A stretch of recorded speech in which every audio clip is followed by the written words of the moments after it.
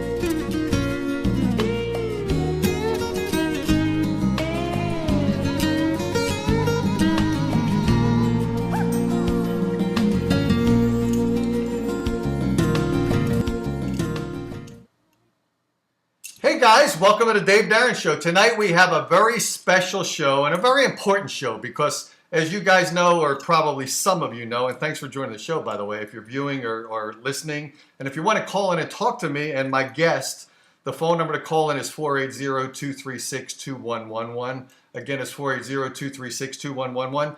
When I first dabbled in the paranormal, and I did that for a reason, because I cared about the subject matter, and I very much appreciated, liked, and listened to Art Bell. By the way, his full name, if you don't know it, is Arthur William Bell III. I guess a lot of people don't even know that, but Art Bell was a guy that I appreciated, I admired, I listened to when I was driving from Phoenix, or from, I was in Wilmington, Delaware. Don't blame me for Joe Biden, by the way. I was living in Wilmington, Delaware, driving 5 or 6 hours to get to Endicott, New York, or Southbury, Connecticut for my day gig because I was brutally used at that point. The word is used to travel all this distance to do my IT stuff. So I would listen to Art Bell instead of music, because if you listen to music driving 5 or 6 hours, at the dead of midnight, 2 in the morning, I would drive and get there to work at 9 o'clock in the morning. If you drive, listen to music, you're going to crash and burn, and you guys would have never met me on the show that I am now doing. So I would listen instead to Art Bell. He kept me motivated, he kept me listening, he kept me alert, and he kept me interested and fascinated with the subject matter, the callers, the subject people he had coming in to talk about all kinds of interesting topics. He kept me alive. Now, a lot of people are talking about how Art Bell left this planet. And a lot of people are giving out a line of, and I will use the word, a lot of bullshit. And I called out the bullshit about 1.5 years ago when I had Heidi on the show. And we have another caller today, a very important caller, a person that knows Art Bell, knew Art Bell extremely well, and we're going to have her chat with us right now. So welcome to the program, caller, guest who is on the line. Give us your name so we know who we're talking to. It's Karen Jackson. Karen, so it's a tribute to have you on the show. It's an honor to have you on the show. It's important to have you on the show so we can clarify a lot of stuff and put it all to rest. So, by the way, you do have a little background noise there, so I don't know if you're fiddling with stuff, so let's stop the background noise. Better? A little bit better. Okay, so Karen, how did you meet Art Bell? How do you know Art Bell? What was your relationship with him? Let's get that out of the way first so we know how to clarify who you are. Okay. My relationship with Art Bell was of the last 15 years of his life. I knew his wife, Ramona, because I worked for a car dealership, and I used to cut their commercials. And that's how I met Ramona. And Ramona and I got along really well. We had a lot of fun. And she died suddenly of an asthma attack, and I called Art because I had never met him at that point. I had talked to him on the phone once, and I called him And I said I really wanted to go to the funeral because you had to be on the list or you didn't get in. So he, of course, put me on the list. And when I went to the funeral, that's when I actually met him. He walked up to me and he said, "You must be Karen." And I said, "You must be Art." And at that point, he took my hand and he held my hand to the whole funeral. And then after the funeral, you know how you do the tea and crumpets thing? Right. You know, you go to the house. And he said, "Are you going to come to the house?" I said, "I don't know where you live." He said, "Well, follow me." Huh. And so I did. And when we got there, he met me at my car, took my hand, and held my hand through the whole tea and crumpets thing. And at that point, he said to me, "I need you to run my radio station." And I said, "I don't know a thing about radio, Art." And I said, "Today isn't a good day to talk about it anyway." So I just went back to my normal life. And about 3 weeks later, he calls me on the phone. Of course, it's very late at night. He was a night owl. And he said, "Are you going to do this or not?" Huh. And I said, "You've got an ad on the radio station looking for a manager." And he goes, "That is plan B. Come out to the house." And I said, "I am not coming out there in the middle of the night. I'll see you tomorrow." So that's how I met Art Bell. Wow. Fascinating. And it's a very personal connection. And obviously, he probably heard some sincerity in your voice, intonation about caring about him and his family and the situation that occurred. And he embraced you and took you in not only personally, but also professionally, right? Oh, yeah. Well, I went out to the house the next day. Okay. And he hands me the checkbook and the keys to the station. Wow. And I don't even know how to program it, let alone, I don't even know how to work the gate, for God's sakes. It was electric. I knew nothing. And he said, "Oh, I'm going to teach you everything." He lied. Oh, it was He just truly, hit the ground he and truly run, right? lied. I was on my own. Yeah, hit the ground running. Sometimes that works out. And did it work out for you? Like you said, you did the commercials. Did you do it? Well, I know you did a good job because I was listening, right? So I know that you did a pretty good job with that, right? Well, I think so. You Right. know, I just had to figure it out. I mean, there wasn't like, because Art left. He went to the Philippines. Right. Oh, yeah, that's correct. Right. Now, were you still? And I can remember. Were- I called him and I said, "Art, how do I put the music behind the commercials?" And he said, "Well, you put the CD in the CD player." I said, "Oh, thanks, Art. I figured that part out." He goes, "Oh, you'll figure it out, kid." Oh, so now let me clarify. So this is a little bit of a point. So he's in the Philippines. So you were still doing all of this work for him remotely from the United States while he's in the Philippines. You were still sort of involved with the technology even when he was offshore. No. That was coast to coast. Right. I was running KNYE Radio, the little radio station here. Right.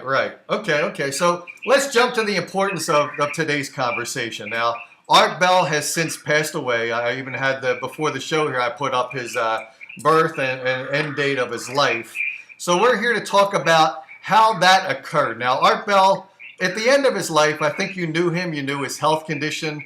What was actually his health condition? Was he a healthy guy? Was he under a lot of stress? Was he under a lot of pain? What was his physical health at that point like? Give us a little description of that, if you could. Well, he always had back problems. Yeah, I remember that, right? And we knew he had COPD. And the last year of his life, he started going to the doctor a lot. And I said, "Why are you going to the doctor so much?" He said, "Oh, routine tests. I'm old." I said, "Well, how are those tests going?" "Oh, they're fine, Karen. They're fine." Huh. Well, it wasn't until he passed, because he passed in his home. And of course, other people were living there, so there had to be an autopsy done. It's the law. So we didn't, even Aaron, we didn't have a clue as to how sick he actually was. His lungs were absolutely fried with the COPD and all the cigarettes and whatever. His heart was enlarged. He was actually going to have to go on dialysis because his kidneys were failing from all of the medications that he had taken, over the years for his back and whatever. So he was actually a lot sicker than we thought. We just thought it was a COPD. So his health was failing. Let me talk about this a little bit. Before today's phone call, this morning I had a phone call from someone else on a completely different topic. It was more politics than anything else. And she was telling me that her husband had just passed away about a year ago. And she told me when her husband passed away, she actually had no idea how sick he was. And she found out as it got closer to the end of his life, like 2 weeks before his death, of course, she found out how terminally ill he was. But, sometimes, for instance, myself, I don't go to the doctor. I don't take care of myself. By going to a doctor, I feel pretty healthy, so I don't really feel like I need to go. But in all reality, if I was very sick, I don't think I would tell my parents who are in their 90s. And I don't even think I would tell my wife because I would want the remaining of my life to be something that was more positive than something that was negative. So I could believe that an Art Bell or the Today's Morning Call that I have, that the person would not really come clean and say, I've got 2 months to live, honey, and it's going to put a downer on your whole life with your family. So I could very much understand the way he wanted his end of his life to be, which would be connecting to his audience, connecting to his family, having the most benefit of the remaining part of his life still intact. So I believe that is very possible to be the case, okay? Art would have never told us. Yes, I believe that's true. Or his audience. We knew he had a back problem. We knew that. Yeah. Art was pretty open with me. Uh-huh. I mean, we because when I met him, I was all he had. I took care of all of his business. I was on all of his bank accounts. Wow. I had his power of attorney. I mean, I used to tell him, because a lot of people don't know what a real practical joker he was. Oh my God. Huh. The jokes he would pull on me. We would do that back and forth. So he didn't even tell me. Although I knew, that's why I kept asking him, why are you going to the doctor so much, Why are you going to the doctor so much? Just cause. Which, when you get old, that's what they do. They test you for everything. Right. So but I knew, because my boyfriend and I, before Thanksgiving ago, Art used to always come for Thanksgiving, and I had talked to him, and he said, no, I'm not going to come this year. I said, okay, which is the first time in 15 years. And I said, okay, all right. But the next day, my boyfriend and I were going to Amboy to watch the guy shoot off his rocket that thinks the world is flat and it's powered by a water heater. Well, Art found that totally fascinating. And while we're driving out there, he's calling me every 5 minutes. Are you there yet? Are you there yet? No, I'm not there yet. I know he really wanted to go with us.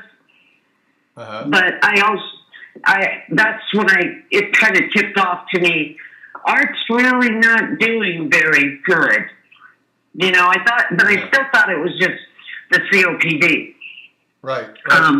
So Yeah. I'm glad you're talking about all this because I feel like this is important to tell our audience that Art had a lot of confidence in you. He had a lot of trust and faith in you. Correct? Oh yeah. Oh yeah. So now the end of his life. The thing that we're going to talk about is some people say it's a suicide. Some people will say, and the coroner, by the way, the expert in all of this, says that his death was an accidental overdose. Now, so now the battle of those two contradictions there. Art had total confidence in you. He opened up to you. Any indication to you at all that he was at the point of his life where he was just tired of living and he wanted his life to end via a suicide? He would open up to you. If to anyone else, he would be open and forthright to you and give you either that intentional or subtle indication of him wanting his life to end by a suicide. Anything at all to that manner occurred to you? No. No. No. Art called me every day at 11 o'clock so that we could figure out what we were going to argue about for the rest of the day. Okay. I mean, most people would not argue with Art.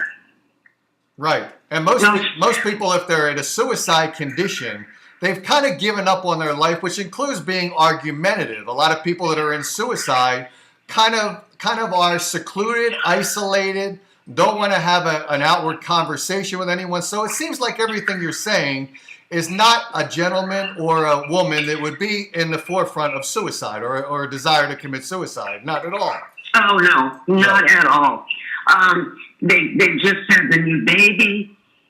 He was just so in love with that baby. Oh, my goodness gracious. And, of course, he has Asia, and she was such a daddy's girl. What I really think happened, Dave, and he did die of medication overdose. That is what he died of. Right. What I think happened is, and I've done this myself, I have to take blood pressure medicine in the morning, and I'll say, oh, God, did I take it or did I not take it? You know what I mean? Some mornings, I just don't remember whether I took it or not. So now I have a little alarm thing. I know his back was really bothering him. Right. And I think he took his pain medication for the back. And maybe his back just didn't let up. And he, just like me, did I take that or did I not take that? And I think that's what happened. Yeah, and I'll tell you why that's relevant. I mean, for instance, here's the situation. My mother is 83 now. She has a lot of heart problems, and she's on a medication for arrhythmia. And she was on I think it was 4 milligrams of a particular drug that she would take 2 times a day, 4 milligrams. Now, eventually the doctor upgraded that to 8 milligrams. But when she was on 4 milligrams, the doctor told her, if you have any situation where you feel like you need a little more medication, take a second pill.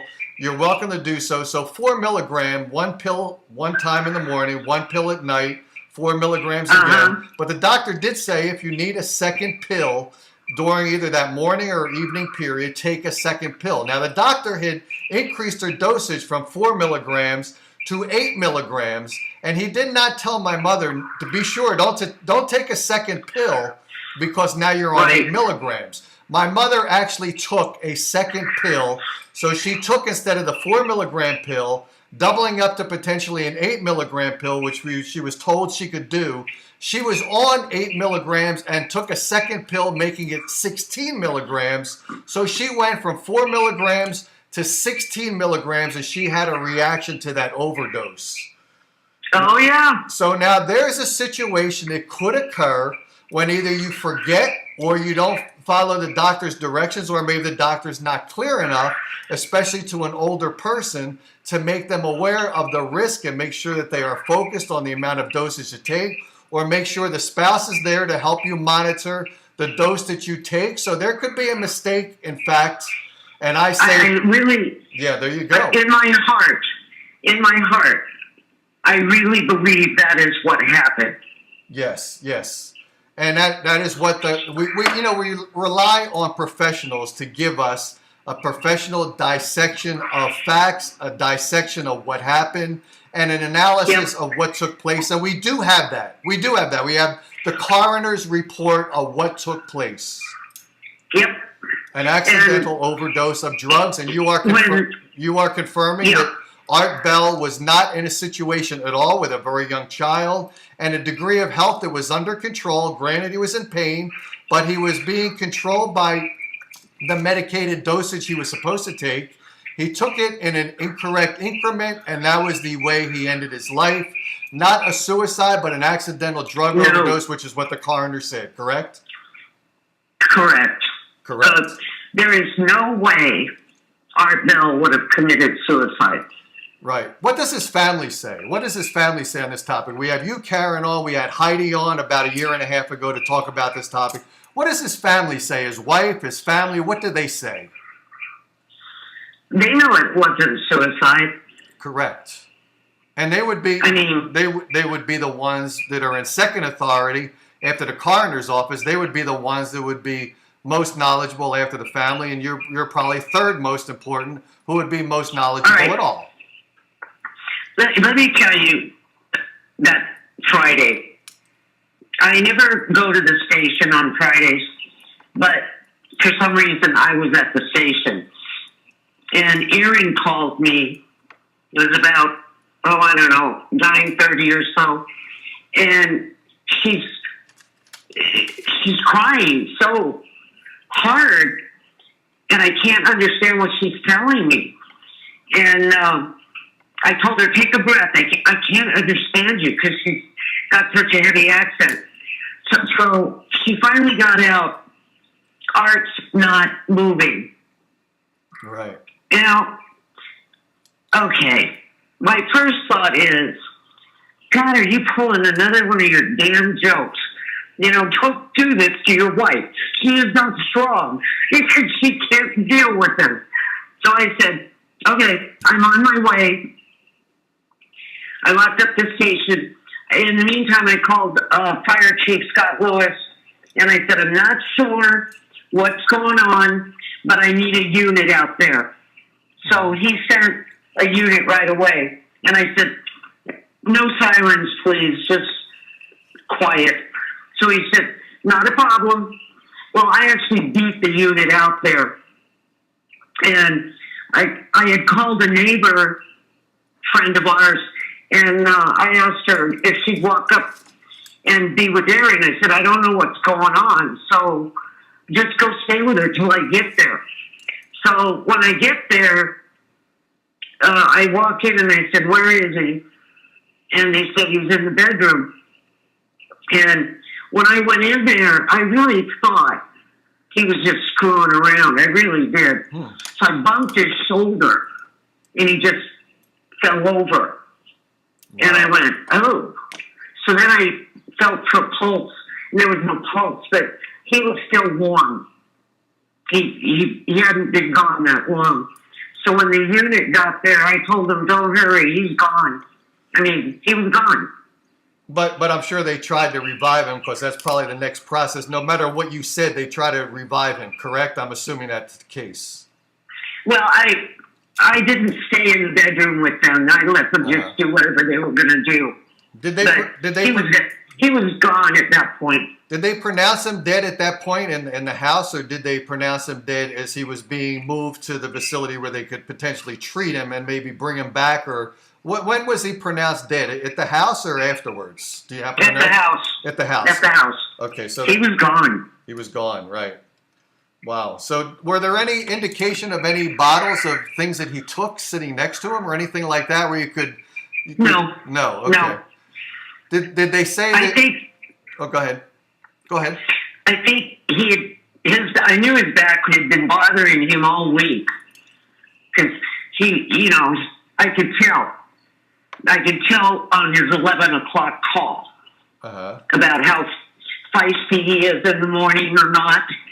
And I always knew when his back was bothering him. And maybe he had taken another pill before he went to bed. I don't know. but it was an overdose of his prescribed medications.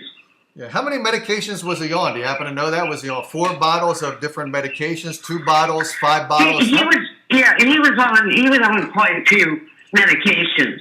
Right. Right.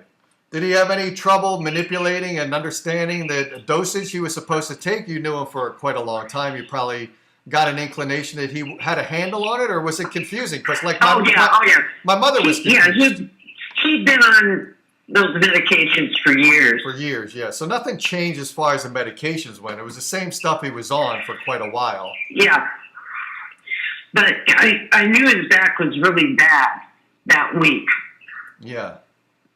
So Yeah. When he talked to you on the phone, did he tell you, my back's really bad, I feel like maybe I'll go to the doctor? No, I could hear it in his voice. Hear it in his voice, right.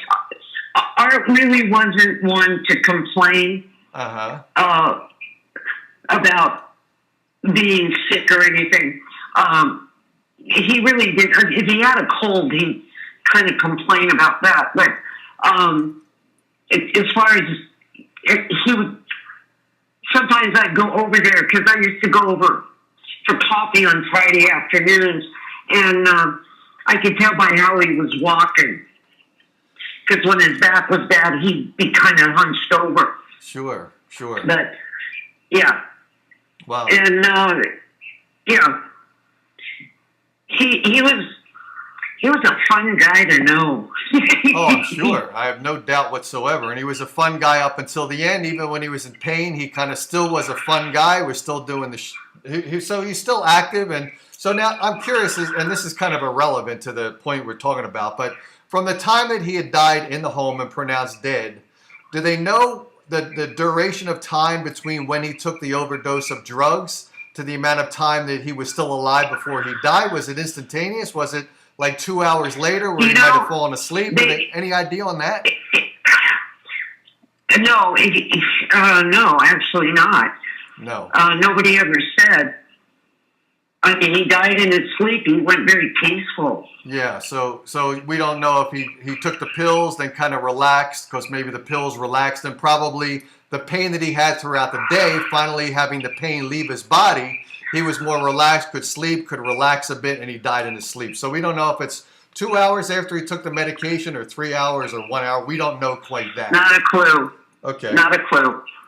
Did they give you an indication, the coroner's report, because I haven't read it, did they give you an indication of what particular drug out of that cocktail is the one that ended his life? Do they know specifically? No. They don't? No. Okay. No, they didn't. Okay. I mean, we knew it was the medications. I mean, we all knew that. And they didn't break it down. Did the medication weaken his heart? What part of his body did the medication terminate to the degree that he died? Was it his heart that failed? What part of his body failed that ended his life? Heck if I know. Okay. But he did have he had an enlarged heart, which my grandmother had. Yeah, he had an enlarged heart. Right.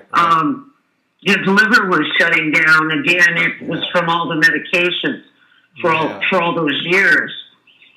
So his body was just shutting down.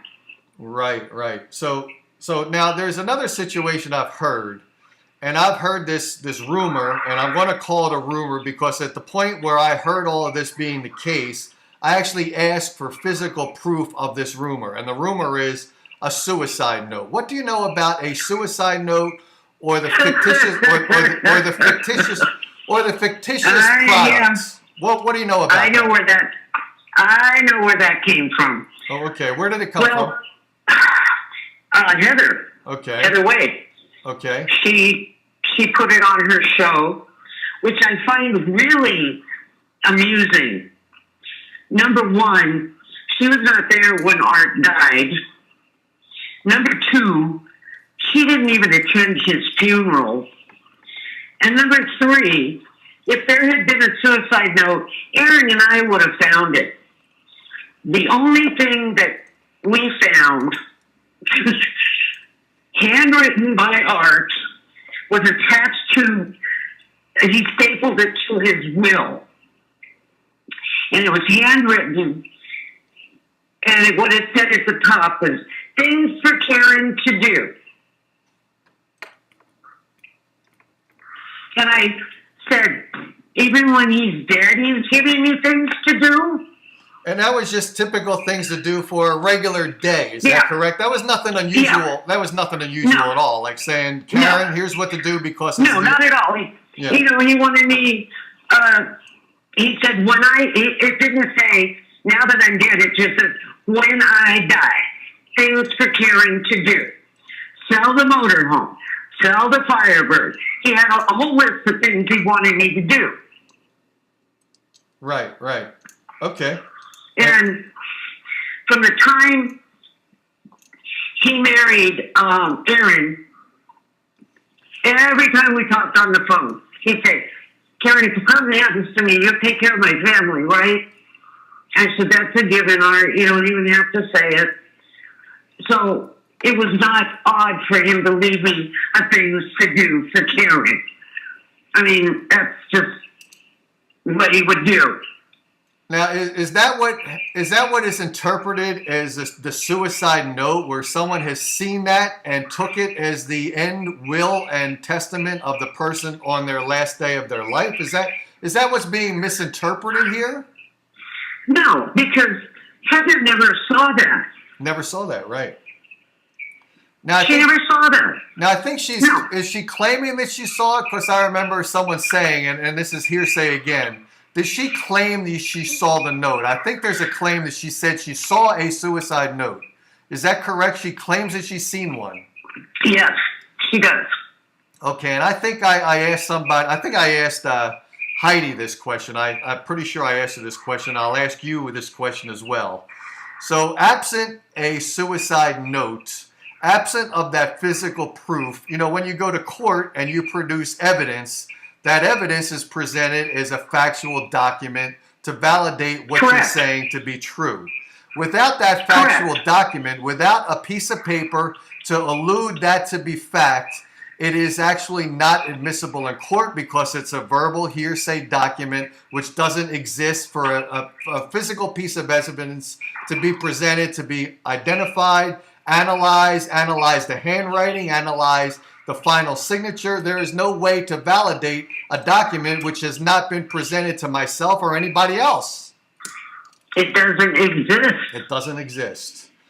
So why do you think these people are motivated to continue on in the conversation to say that Art Bell, contrary to the coroner's office, contrary to the family's understanding of the death of Art Bell, why would this be a topic at all discussed when this document does not exist? Why is this continuing on? Well, because Heather is trying to ride on Art's coattails. Uh-huh. And I can truthfully tell you, she, when she was coming back this last time, she put out there that she had proof. She said she had a recording of me talking about this suicide note. So, of course, I hear about this, I tune in, because there was no recording. I had only talked to Heather one time, and it was the day of the funeral. It was after the funeral, because she was supposed to bring Erin to the funeral. And at the last minute, she decided she just couldn't go to the funeral. So I'm scrambling to get someone to go get Erin, because she's not in any position to drive. And I had to get to the funeral home before them because I wanted to make sure that Art looked okay for the kids to see him. So I couldn't go get her. So I talked with Heather that night, and she said, well, I didn't go because I didn't want to embarrass you, you know, and make a big scene. And I said, you wouldn't embarrass me, you'd embarrass yourself, not me. And she said, oh, was this tough love you're giving me? I said, no, there's no love involved here, Heather. None at all. And that's my last conversation with Heather. And Heather evidently claims that there was a verbal recorded conversation with you, which was not aired as well, correct? She's never aired that. It doesn't exist. It doesn't exist, just like the letter doesn't exist. And I believe several people have asked for that letter, and I've asked people that know her, because obviously she's not going to talk to me because I'm a host that's not important to her at all. But there is no evidence that was produced. The police would need to have that. The coroner's office would need to have that. The doctors would have to have that. Potentially a private investigator would have to have that note to read through this and understand it more thoroughly. But absent any of that, there can be no firm grip on the reality that it was a suicide, because there was no suicide based upon all the experts that would know or not know whether it was suicide or not. It's not a suicide. We're going to say that, correct?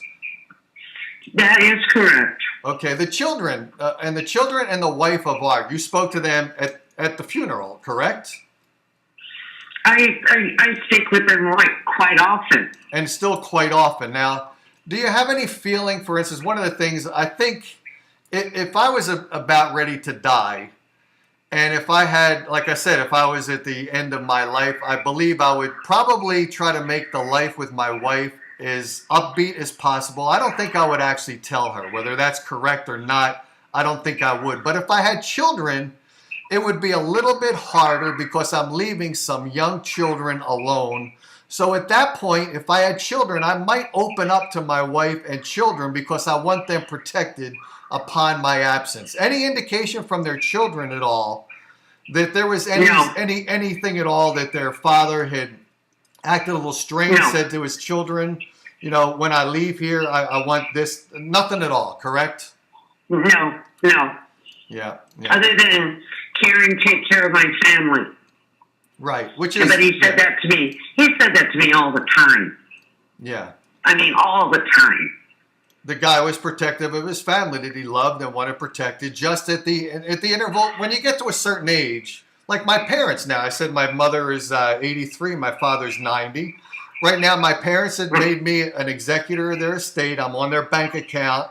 So they are at the point of their life where they want to protect their family, their assets. They want to make sure that the money doesn't go into probate. So there's a part of your life where you start to motivate in that direction, just as a natural part of your life. Not an indication that your life is terminal, but just that life is going to come to an end at some point. So it's a natural progression of humanity, right? Exactly. And that's what you found to be the case to be. Oh, yeah, he's had his will done for years.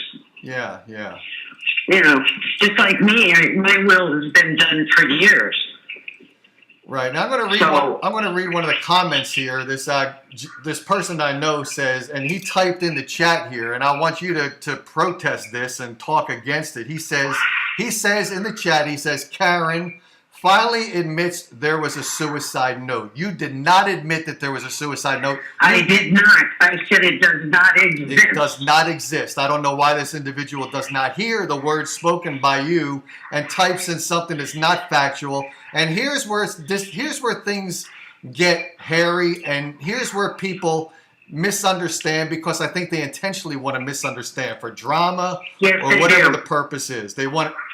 Now, you know, I got to say this. This is why a lot of people say, you know, why not say this stuff about Art Bell? First of all, Art Bell is not here to present defense against someone saying that he committed suicide. He's not here to say that it wasn't. He's not able to defend himself. I was there. I'm able to defend him. Right. Okay. Now, here's one thing I would say, that when someone is at the part of their life, when it's the end of their life, like I said earlier, their children would have an inclination of it, because children are pretty perceptive. They are very perceptive. They would be the ones that would probably understand their father, maybe even more than his wife. Children are extremely perceptive at a young age, because they're not polluted with a bunch of stuff that's going on with their life. They're very in touch with their family, their mother and their father. They can read minds. I would almost say that to be, yeah.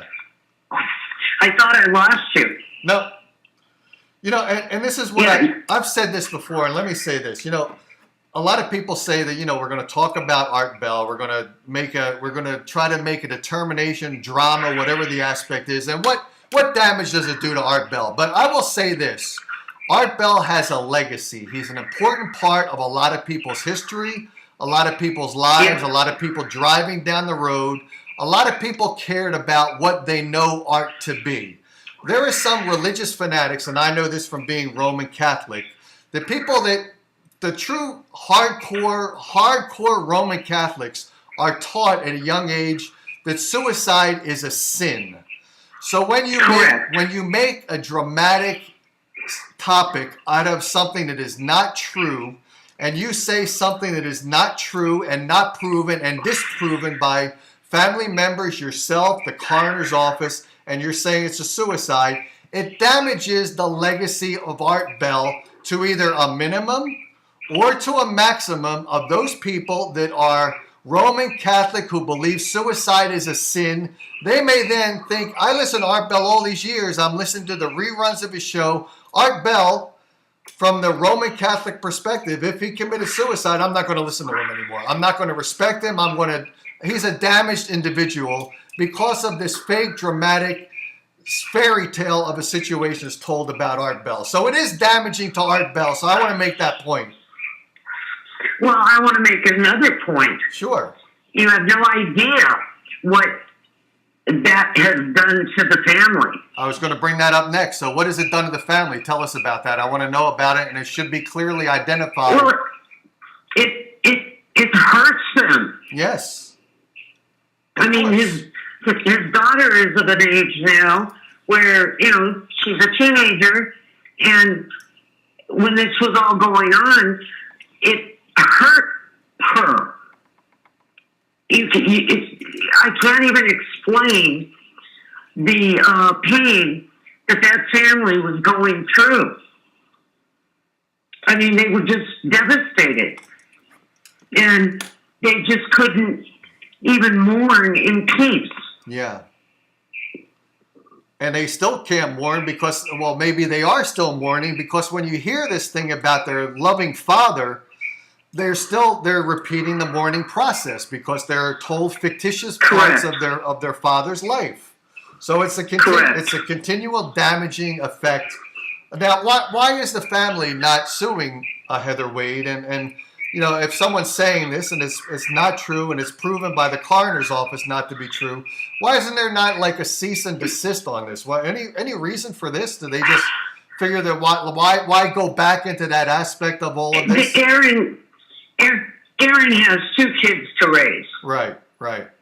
And she does not need the aggravation. Yeah, I can understand that. And what's really sad is Heather was so upset about Art's dying.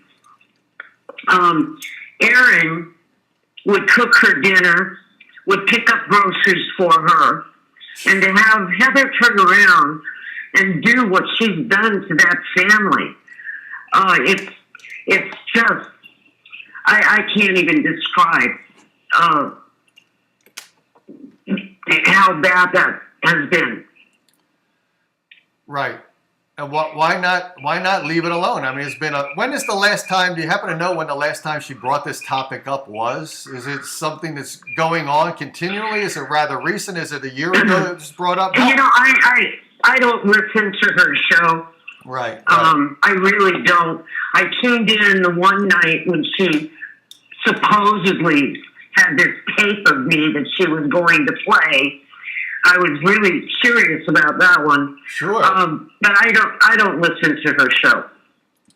Has she ever, well, you may not know this because you don't listen to her show constantly. However, one of the people now that's making comments on my chat listens to her show quite often, if not every single day of his life. I wonder if she has backpedaled at all. Has she apologized to the family? Has she Oh, hell no. Hell no. She hasn't backtracked at all to your knowledge about saying, no. I don't have any proof. I said that there was a letter, and the letter said this. She didn't even quote what the letter said, right? She said there was a suicide note. When you see when you see a suicide note, I would imagine most people don't have a photographic mind or memory, but I would imagine if you saw a suicide note, you would be able to almost memorize that word for word. No, I would. I would be able to. Yeah, I would be able to either read it word for word, played back in my mind, because I would be so stunned by the individual words of that note and who it was about, someone I cared about a lot. I would be able to recall that note, either its entirety or extremely close to what it said. So when someone says there's a suicide note, and I kind of ask for proof of the note or a physical representation of that note, or a word-for-word recall of what the note said. Has there ever been a word-for-word? Hold on, Dave. Okay, go ahead. Okay, I had to go to speaker. Okay, oh, you're running out of, okay, so sure, go ahead. I'll wait for you to come back. Let me know when you're back. Can you hear me? I do, yeah, I hear you well. Okay. Has there ever been? I can hear you. Yeah, has there ever been, by anyone, a word-for-word reclamation of what was said in that alleged suicide note, which doesn't exist? Has there ever been a word-for-word verbal conversation? No. There has not been. There can't be. Uh-huh. Whoop. I believe I have lost Karen. Maybe, Karen, if you're still listening to the show or you have some way of calling back, please return the call. If anyone else wants to call in at this point, you're welcome to do so. That one of the chat people says, oh, I guess we're getting the call back. Here we go. Karen, are you back? Are you there? Yeah, I lost you for a second. I don't know what happened. So, but you're back now. What I'm going to do, if you can give me 5 minutes, I'm going to go call you back on another phone. I'm having trouble with this phone. Okay, not a problem. I'll take it up on my own for 5 minutes and I'll wait for you to call back. I'll call you right back. Okay, not a problem at all. Okay, cool. Okay, so there is your point of entry right now. If anyone wants to call in, it's 480-236-2111, 480-236-2111, and I'll put you on the phone right now so you can call in before Karen calls back. If you want to bring up your point of view or your discussion or your contradictory story to what's Karen's presented here, you're welcome to do so right now at 480-236-2111 or forever hold your peace. So when I said, and I wanted to have Karen come on because if you guys recall, I had Heather on probably a year and a half ago or so. Or did I say Heather? I had Heidi on. If Heather ever wanted to call up a show like this and discuss her point of view, she's welcome to do so. I don't even think she knows I exist.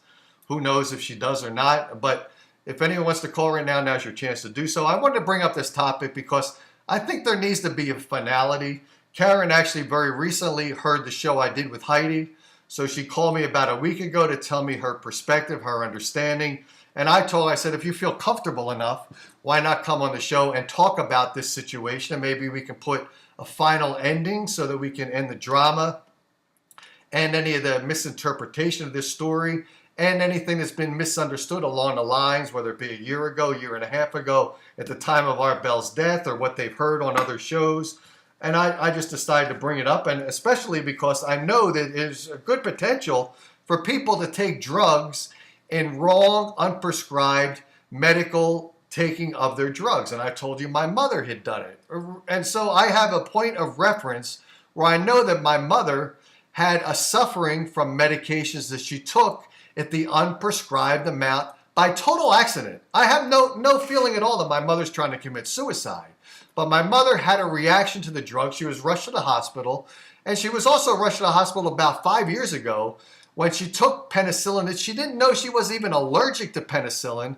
She had taken penicillin and she was rushed to the hospital because I believe her throat was constricted and she could not breathe.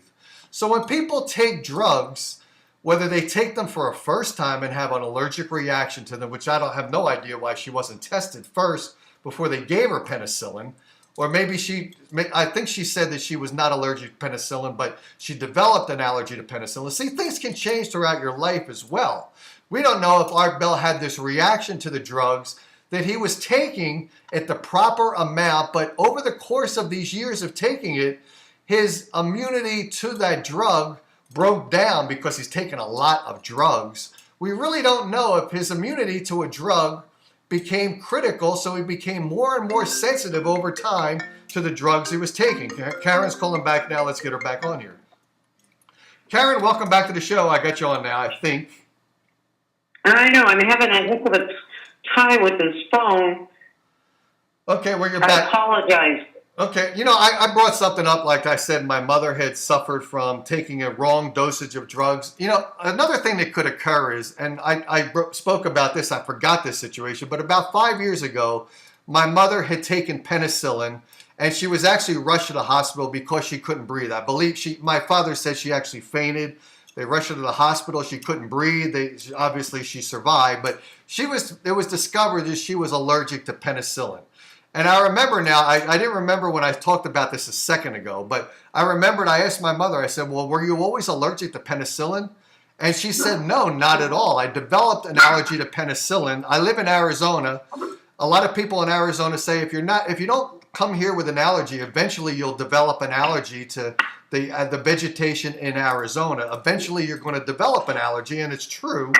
So my question to you is it possible, I think it's possible, that Art Bell, taking his many drugs that he was taking, perhaps he became more and more susceptible to the drugs that he was taking, where one of the drugs that he was taking that he was able to take at one point now became dangerous to him. Is that possible? I bet it is. You know, it is highly possible. Our bodies do get accustomed to a certain dosage to the point where, you know, it doesn't work as well. Or it could become dangerous. Maybe you're right. Two things can happen. One is it's not working as well. So maybe you'll go back to the doctor and you'll say, Doc, I still feel pain. So they will raise your dosage amount like they did with my mother. And then my mother didn't take the right dosage after that. So that could be the case.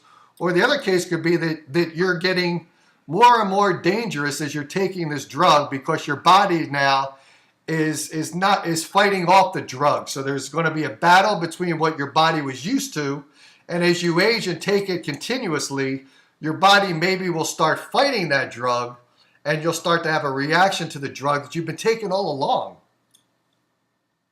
That's also a possibility. I don't think he took it all at once. Right. I think he just maybe lost track of when he took the last pill. I don't know. Yeah. Very possible. Very probable, I want to say. Very probable.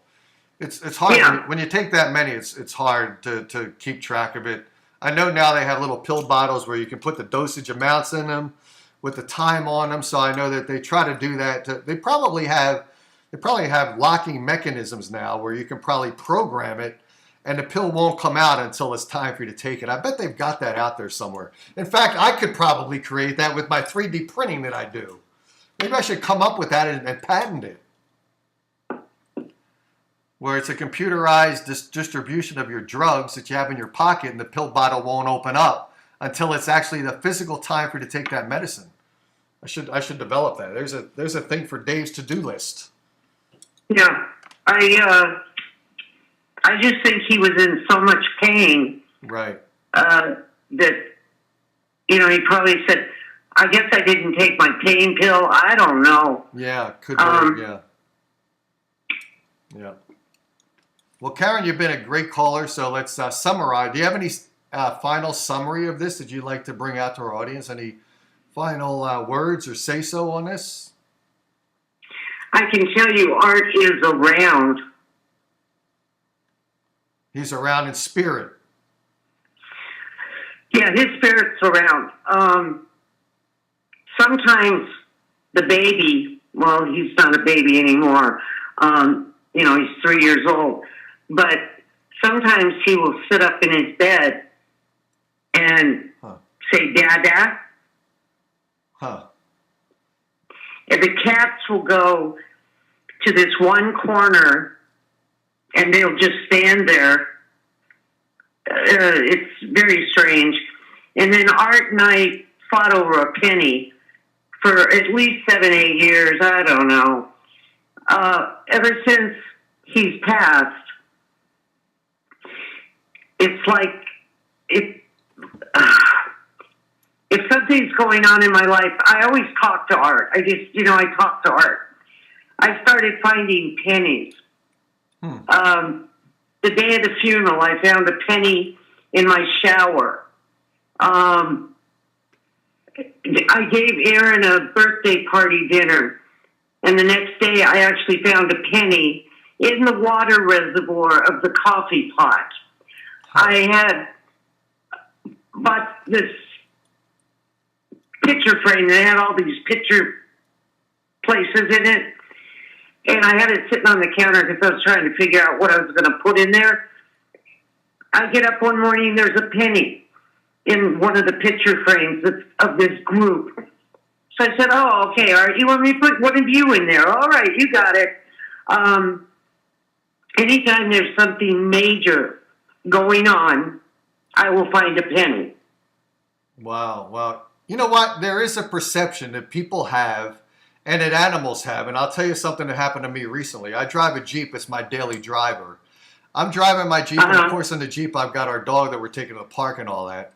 And my Jeep had a couple noises in the back wheel. I thought it was a stone or a pebble in the tire. But I heard it repeatedly, and as soon as our dog started hearing it, she's not in the back of the car, she's in the back of our seat because she hears this noise. And I see fear in our dogs, in our dog's actions. So I stopped driving our Jeep, and I found out it was a problem with my suspension in the Jeep, which could have been dangerous. So my dog was tuned in. People can be tuned into things that they have a strong perception of, or a strong connection to something that's taking place. So for people that believe that this is not possible or possibly true, I honestly believe that my dog perceived a danger in the vehicle, made me aware of it, and I dropped the car off to be fixed, and it was a situation that could have been dangerous, and my dog perceived it more quickly than I did. So your perception of what's taking place with Art, or his children's perception, or they're locked into an Art Bell spiritual emotion or a spiritual being, is, I believe, in the realm of possibility. Well, a couple Christmases ago, I convinced Aaron to let me get the kids a puppy. And she finally agreed. And that Christmas Eve, of course, the kids had the puppy by then. My friend had bought my dog a new dog bed. And, of course, my dog was just enjoying the heck out of it. And it was kind of in the middle of the living room because she was dragging it around. And my friend and I decided to have a glass of wine. I turned around to get the wine glasses and the wine, and all of a sudden my friend says, "Oh my God!" And I thought, "Oh, what?" I turned around, and I had filmed my dog playing with this bed. When I turned back around, there was a penny right next to the bed. It had not been there. I just filmed it. Wow. And I think it was Art thanking me for getting the kids a puppy. Yeah. See that? It's interesting that Art Bell did a show about paranormal and the UFOs and all that stuff. And I started off doing a show on that same topic. And there is a connection of humanity to humanity that has left us. There's, people say that the spirit never dies. And the spirit I don't think they do either. And I think they watch over us. I really do. And they watch over the people that were important to their lives and had an importance and a mission that they need to get out to the people that they left that are still here in life. So that's interesting, and it's interesting that you brought that up. Yeah. Yep. So Karen, thanks so much for being on the. Go ahead. I always let the caller or guest talk whenever they need to. So what would you like to say? No, that's it. I just want everybody to know. Great. There is no suicide note. It was not a suicide. Correct. Well, Karen, thanks so much for being on the show. I'll thank Heidi for being on the show, which you listened to and gave you an inclining to call in tonight's show. So thanks very much for calling in, okay? Well, thank you for having me. Okay, we do have a caller now, so let me bring the caller in. Stay on. Karen, can you stay on? Let's bring the caller in. Hello, you're on the Dave Darren Show. Who's calling? Hello?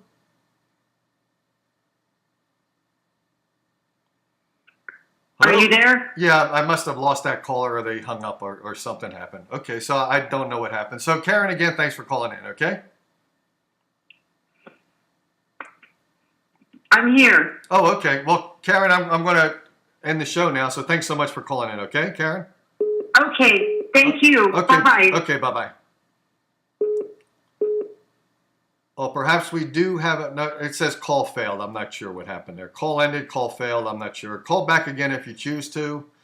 Again, the phone number is 609-467-4000. I'm not sure who is calling in or trying to call in.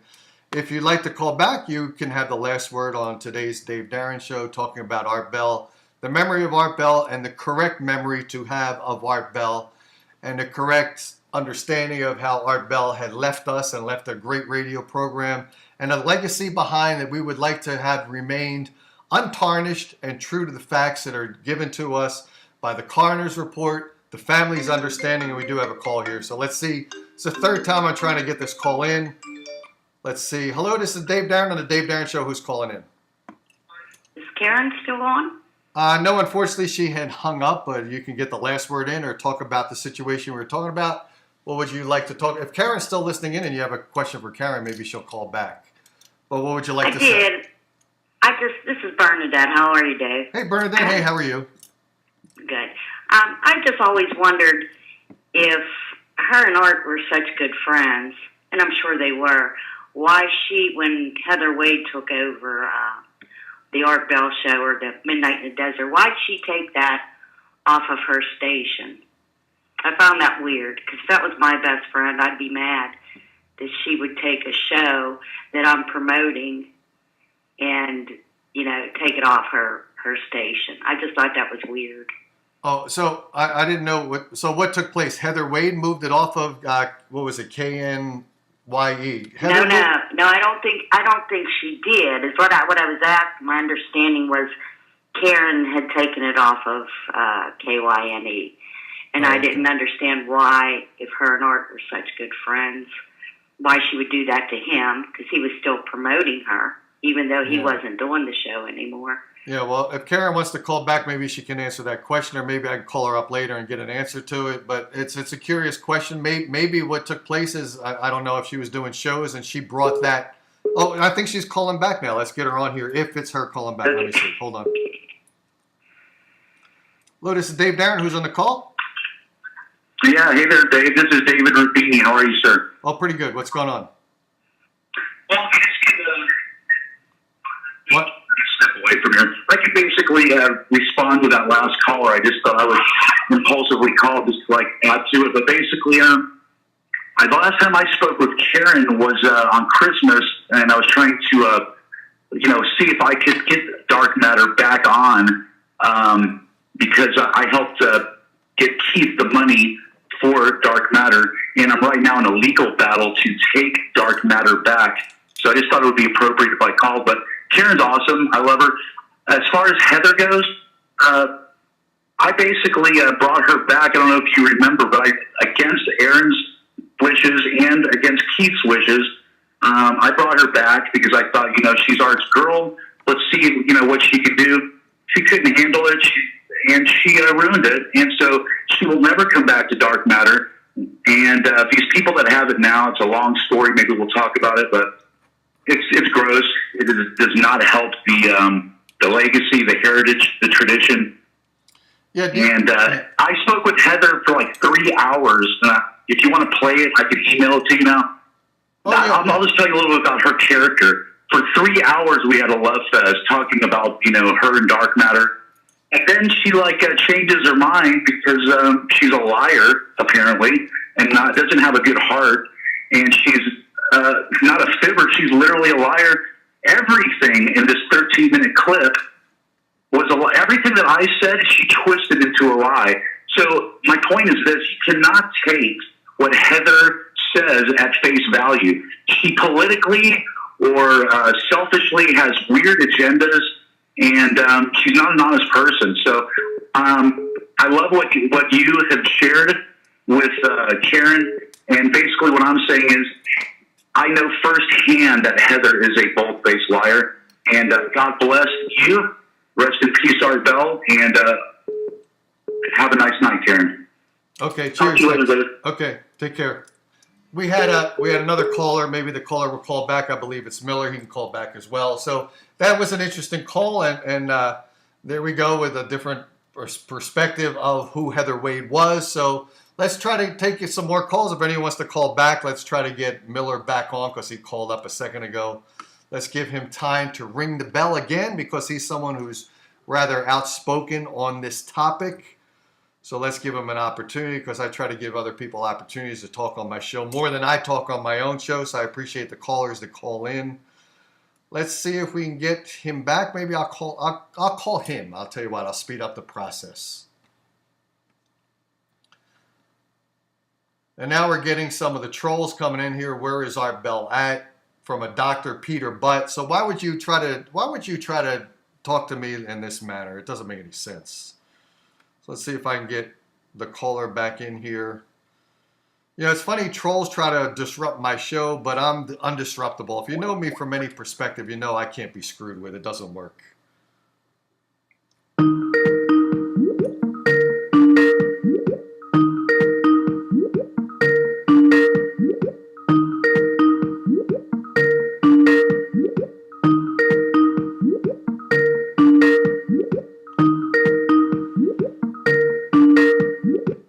I tried to call up and I could not get him. Give me a call back when you're back. I just tried. So let's see. I'll try one more time and then I'll end the show. But let's see. I'll try to call Miller, who's a guy who talks about this topic a lot more than I do because I haven't talked about it in quite a while. But let's see if I can get this call happening. I'll try one more time. And then if not, then I'll have to conclude today's show.